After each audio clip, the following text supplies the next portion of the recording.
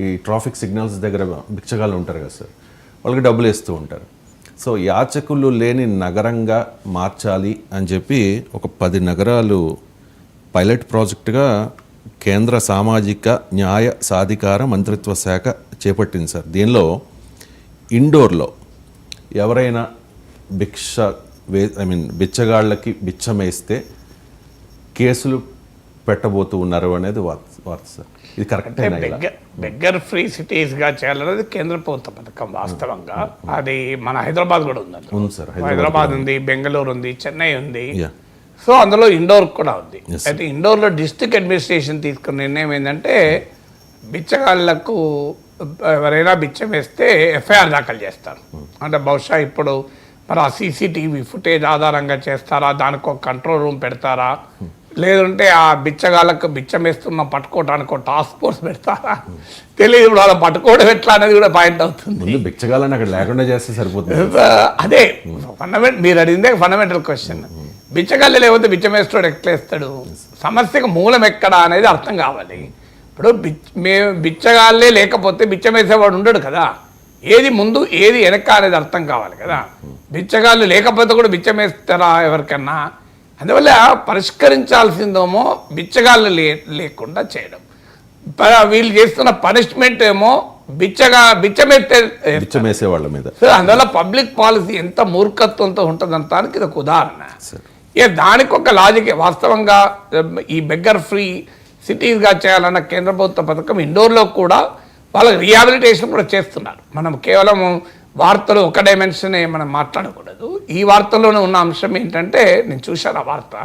So బిచ్చగాళ్ళకు fine వేయడమే కాకుండా, బిచ్చగాళ్లకు బిచ్చం వేస్తే ఫైన్ వేయడమే కాకుండా వాళ్ళపైన ఎఫ్ఐఆర్ దాఖలు చేసి కేసులు కూడా పెడతారట, ఛార్జ్ షీట్లు. దానికి మరి ఇప్పుడు 50 పైసలు బిచ్చం వేస్తే బహుశా 5 లక్షలు ఖర్చు పెడతారేమో. దాని మీద కేసు పెట్టి ఎఫ్ఐఆర్ వేసి కోర్టుకు పంపించి లాయర్లను పెట్టి పబ్లిక్ ప్రాసిక్యూటర్ పెట్టి అందువల్ల 50 పైసలు బిచ్చం వేస్తే బహుశా 5 లక్షలు ఖర్చు పెట్టి ఆ కేసు వాదించి బిచ్చం వేసిన వాడికి లోపలేస్తారు. బిచ్చం వేసిన వాడు మళ్ళీ బెయిల్కి వెళ్తాడు. కింది కోర్టు బెయిల్ రిజెక్ట్ చేస్తే హైకోర్టు బెయిల్ రిజెక్ట్ చేస్తే సుప్రీంకోర్టుకి వెళ్ళి దాదాపు అటు ప్రభుత్వము ఇటు 6 నిందితులు కలిపి 50 లక్షలు ఖర్చు పెడతారనుకుంటా 50 పైసలు బిచ్చం వేసినందుకు. ఇది మన దేశంలో ప్రభుత్వ విధానాలు ఎలా ఉంటాయి దానికి. సో అయితే ఇందులో ఒక డైమెన్షన్ ఉంది. అదే డిస్ట్రిక్ట్ అడ్మినిస్ట్రేషన్ ఇంకో మంచి పని కూడా చేస్తుంది. ఈ తిక్క పనితో పాటు మంచి పని ఏంటంటే బిచ్చగాళ్లకు ఒక రీహాబిలిటేషన్ చేయడము, వారికి ఉపాధి కల్పించడం కూడా చేస్తున్నారు. అది నిజంగా చేయాలి. ఇది కాదు, అన్ఫార్చునేట్లీ ఇలాంటి నిర్ణయం వల్ల అది పక్కకు పోయింది. ఇంకోటి కూడా వాళ్ళ సర్వేలో ఒకటి ఆసక్తికరమైన అంశం కూడా బయటపడింది. వాళ్ళ సర్వేలో బిచ్చగాళ్ళ బ్యాక్గ్రౌండ్ సర్వే చేస్తే అందులో వారికి పక్కా ఇల్లున్నది, పిల్లలు బ్యాంకులో పనిచేస్తున్నారు, కానీ వీళ్ళు బిచ్చపడుకుంటున్నారు.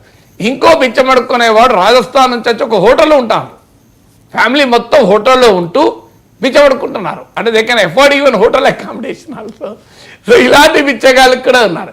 చేయాల్సింది ఏంటంటే, ఇప్పుడు నేను ఒక దగ్గర చదివాను, మీకు హిమాచల్ ప్రదేశ్లో మీకు ఈ బుద్ధిస్ట్ కేంద్రం ఉంది, ధర్మస్థల కదా, అది బుద్ధిస్ట్ ప్లేస్ ఉంది. అక్కడ ఒక బౌద్ధ భిక్షు బిచ్చగాళ్ళు ఉండేటువంటి ఒక స్లమ్కి వెళ్ళి ఆ బిచ్చగాళ్ళ బిడ్డల్ని తీసుకొచ్చి, స్ట్రీట్ మీద బెగ్గింగ్ చేస్తున్న బిడ్డల్ని తీసుకొచ్చి వాళ్ళకు స్కూల్ నడుపుతున్నాడు. మీకు గూగుల్లో కూడా దొరుకుతుంది. అద్భుతమైన ప్రయత్నం. దాని నుంచి ఒక అమ్మాయి డాక్టర్ అయింది. తాను డాక్టర్ కావడమే కాదు, ఈ తమ సిబ్లింగ్స్ అంటే బ్రదర్స్ అండ్ సిస్టర్స్ కూడా చదివిస్తుంది ఇప్పుడు ఆమె. సో ఆమె డాక్టర్ అయింది. అంటే చూడండి, ఒక బిచ్చమెత్తుకుంటున్న తల్లిదండ్రుల నుంచి ఆ బిడ్డల్ని వాళ్ళ తల్లిదండ్రులకి ఇంటికి వెళ్ళి కన్విన్స్ చేసి వాళ్ళ స్కూల్లో తీసుకొచ్చి వేస్తే అందులో ఒక డాక్టర్ ఎవరు చేయారు.